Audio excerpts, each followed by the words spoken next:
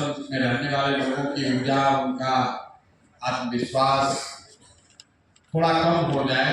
अरे भैया प्रधान जी तो वहाँ गए, यहाँ पर हम लोग बैठ के क्या कर रहे हैं। हमने अपने साथियों के लिए लक्ष्य निर्धारित किया था कि भाई अब यहाँ से निकल रहे हैं, आते जाते रहेंगे, तो कम से कम अगर 500 साथी साथ में रहें तो एक दूसरे की हिम्मत, एक दूसरे का हौसला, एक दूसरे का आत्मविश्वास बनकर इस पूरे व्यवस्था को जागृत रखेंगे। तो 2-3 दिन पहले मैंने पूछा भैया आश्रम में नंबर अभी कितना है। ये हम लोगों ने अनुभव देखा है पदयात्रा में कि जब नंबर कम हो जाता है तो हिम्मत जवाब देने लगती है। ऐसा लोगों को लगता है कि अरे बहुत बड़े ज्ञानी हैं, बहुत बड़े होशियार हैं, रणनीतिकार हैं।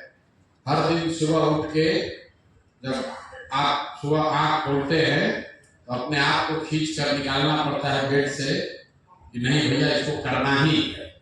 हर दिन सुबह ऐसा लगता है भैया क्या ही कर रहे हैं, हो पाएगा कि नहीं हो पाएगा।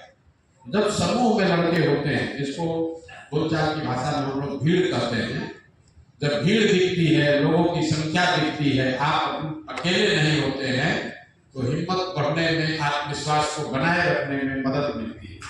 इसीलिए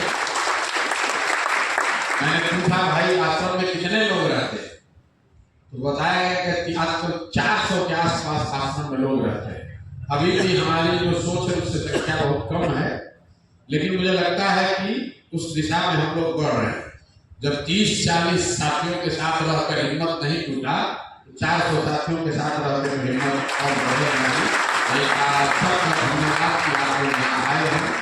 कोई लंबा चौड़ा भाषण नहीं देना है, मैं आपको एक सुझाव देना चाहता हूँ कि आश्रम की व्यवस्था में, क्योंकि हर आदमी व्यस्त है, कोई ट्रेनिंग लेने आया है, कोई ट्रेनिंग दे रहा है, कोई खाना खिला रहा है, कोई बाथरूम की व्यवस्था देख रहा है। कई बार आदमी को लगता नहीं है सृजन जो है ये सबसे कठिन काम। किसी चीज का निर्माण, गांव देहात में आदमी कहता है कोई का जोड़ना बहुत कठिन काम। बाबूजी खेत खरीद के गए हैं, बात के झगड़ा करने में कोई दिक्कत नहीं है, लेकिन एक धूप मिट्टी खरीदने में पसीना निकलता है। आप देखिए यहाँ 300-400-500 लोगों की व्यवस्था को चलाने के लिए कितने लोग लगे हुए।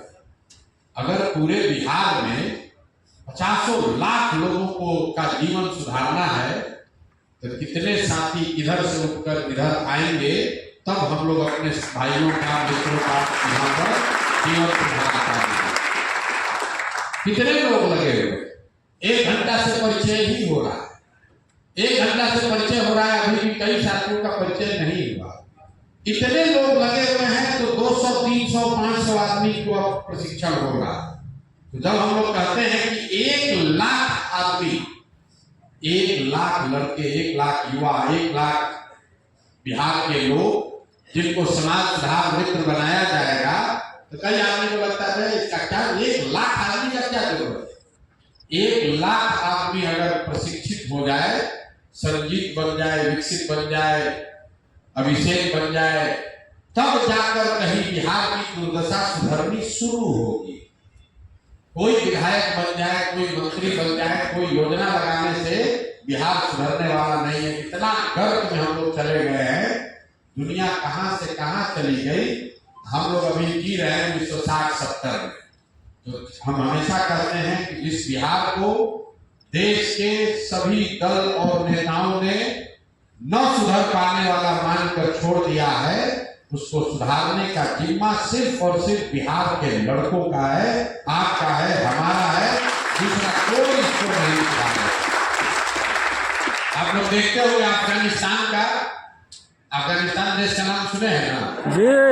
आज से 30-40 साल पहले वहां सोवियत रूस पर था, वो लोग आए इस पर कब्जा करके हम लोग इस देश को बढ़िया बना देंगे।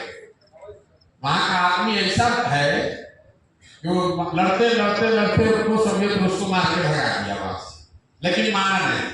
फिर 20 वर्ष आपस में लड़ता रहा। फिर अमेरिका वाले लोग आए, कहा लोग रशिया नहीं सुधार सका, हम लोग सुधार गए, हम लोग पास बहुत रुपया। अमेरिका वहां 10-15 साल तक रहा। अमेरिका के साथ कई साथी देश के लोग, वहां के संसाधन, वहां के एक्सपर्ट, विद्वान, यूनाइटेड नेशन सब लोग गया अफगानिस्तान कि हम लोग इन लोग को पढ़ाना सिखा देंगे, इन लोग को लड़ाई बंद कर देंगे, इन लोग को जीना सिखा देंगे, इन लोग को मॉडर्नाइज कर देंगे, विकसित कर देंगे। अब सब होने के बाद एक समय आया जब कहा भैया तुम लोग प्रणाम कर रहे हैं, हम लोग जा रहे हैं, जो करना है करो। अब वो फिर ताली बाजने वाला चला है। तो भैया बिहार में वही दशा, बिहार हम लोग बच्चे थे 1989 के इलेक्शन में, हमको लगता है जब 8वीं क्लास में पढ़ते थे तो पहली बार हमने विशेष राज्य का दर्जा और पैकेज की बात यही गांधी मैदान में राजीव गांधी तब प्रधानमंत्री थे उनसे सुना। उनसे मतलब हम श्रेणी में सुनने नहीं गए थे, पेपर में पढ़े होंगे। तो राजीव गांधी ने कहा उस समय, आप जाके देखिएगा लाइब्रेरी में छपा होगा, अभी भी कहीं पेपर होगा, कि मैं बिहार को सुधार करूंगा, अगर हम प्रधानमंत्री बने तो बिहार को 50,000 करोड़ रुपया का पैकेज दिया जाए। ये कहा गया 1989 में, 1989। 11 साल उधर और 25 साल इधर, करीब करीब 36 साल हो गया। फिर बीपी सिंह आए, जनता दल ये सब बना, हम लोग बिहार को सामाजिक न्याय से सुधार दें। तो सुधारते सुधारते जवाहरलाल राज बना दिया। फिर उसके बाद देखिए नीतीश जी आए, ये भी थोड़ा बहुत सुधार कर भूल गए। फिर मोदी जी आए, आपने भाषण सुना होगा, 80,000 करोड़ दे कि 1 लाख करोड़ दे, 1 लाख करोड़ दे कि 2 लाख करोड़ दे। वो भी हारे भागे, यहाँ से जान छोड़ा के भागो भाई, बिहार का कुछ नहीं हो सकता है। मैं आपको इसलिए कह रहा हूं कि कांग्रेस, लालू, नीतीश, भाजपा, ये चारों लोग बड़े दल, बड़े नेता कहीं न कहीं बिहार से हार मान के थक कर छोड़कर चला गए, चलने में सुधरने वाला नहीं। उसमें बिहार में कोई जन स्वराज के लड़के खड़े होकर कह रहे हैं नहीं इसको सुधारा जा सकता है, ये विश्वास ही अपने आप में सबसे बड़ी जीत है। जब जीत होगा तब होगा, जब जीत होगा तब होगा। किसी का दम नहीं है देश में। हम सब नेताओं के साथ काम किए हैं जो कह रहे कि हम बिहार को सुधार सकते हैं। सड़क बनाना अलग बात, लेकिन बिहार भी देश के विकसित राज्यों में शामिल हो सकता है। ये किसी नेता का दम नहीं है और उसको बनाने में आप कंधा लगा रहे हैं, ये आपका योगदान है। बने या न बने, सफलता मिले या न मिले, इस बात को इतिहास के पन्नों से कोई मिटा नहीं सकेगा कि एक बहुत बड़ा प्रयास किया गया था और करने वालों में वाहिनी उसका एक मुख्य अंग थी। हम आपको मैंने पहले कहा लंबा चौड़ा भाषण नहीं देंगे, आपको सुबह में क्लास भी है तो 2 बात बताकर खत्म करेंगे। हमारी माँ हमेशा कहती थी कि जो समाज को लंगर जो चलाता है वो भूखे नहीं मर सकता है। आप जरा सोच के देखिए, जो खाना बांट रहा है, चाहे बारात में बांटे, मंदिर में प्रसाद बांटे, लंगर चलाए, यहाँ कैंप में खाना खिलाए, या रोड पर कोई जगराता में पूरी की सब्जी बांटे, जो खाना बांट रहा है वो कभी भूखे नहीं मर सकता है। प्रकृति के नियम के खिलाफ कैसा ऐसा हो कैसे सकता है कि आप खाना बांट रहे हैं और आप भूखे मर रहे हैं।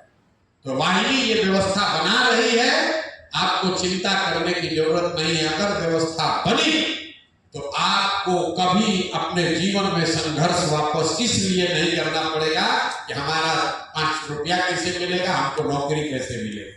संघर्ष तो जीवन में रहेगा ही, लेकिन ये जब व्यवस्था बनेगी तो हर व्यक्ति को जो इससे जुड़ा हुआ है, जो वाहिनी है, जो बना रहा है, प्रशांत किशोर चाहे या न चाहे, उसको आगे बढ़ना ही बढ़ना है। आप देखिए मोदी जी प्रधानमंत्री बने, अगर उनके बनने में हमने कंधा लगाया है तो मोदी जी हमको रखे कि न रखे, हमारा जीवन आगे बढ़ेगा ही बढ़ेगा, कोई रोक नहीं सकता। वो मोदी जी के कहने करने का मोहताज नहीं है, क्योंकि कुछ हो ना हो आप इतना चीज सीख लेते हैं, इतना जीवन में आगे बढ़ जाते हैं, इतना अनुभव आपको हो जाता है कि आप वापस लौट कर वहां नहीं पहुंचिएगा जहां से शुरू किए थे। तो आप ये भरोसा रखिए कि जो वाहिनी के साथी हैं, चाहे अलग अलग कोई भी काम कर रहे हैं, ये आप इसके बनाने वाले हैं। जब ये व्यवस्था बनेगी तो निश्चित तौर पर आपका जीवन की जो धारा है वो बदल जाएगी।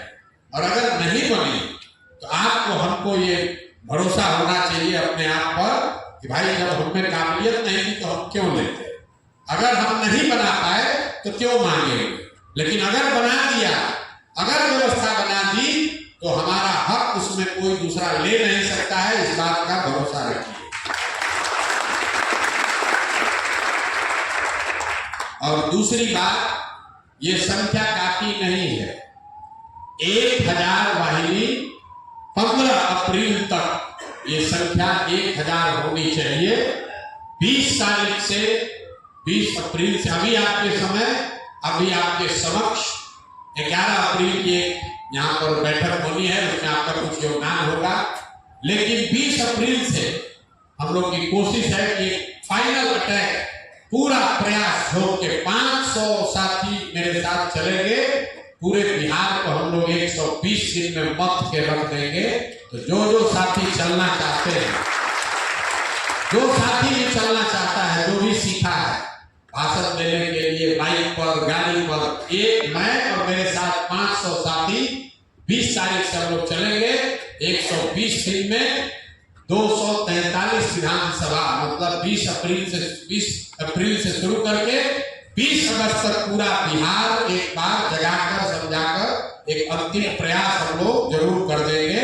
तो जो साथी चलना चाहते हैं वो अभी से अपना तैयारी कर ले, कपड़ा अपना धुलवा लीजिए। 20 तारीख से हम लोग चलेंगे, गाड़ी से चलेंगे, इस बार पैदल नहीं चलना है। और हर दिन 2 विधानसभा, 10 घंटा, 12 घंटा, 14 घंटा, जितनी भी मेहनत करनी पड़े वो करना है। तो जो साथी ऐसे हो जो आगे 50 बाइक से चलकर हमसे पहले जाकर सभा करें, वो साथी जब हम लोग चले तो 20 किलोमीटर रेडियस में कोई आदमी छूटे नहीं, चाहे उसको गाड़ी से उठाकर लाना पड़े या टेम्पू से या बस से।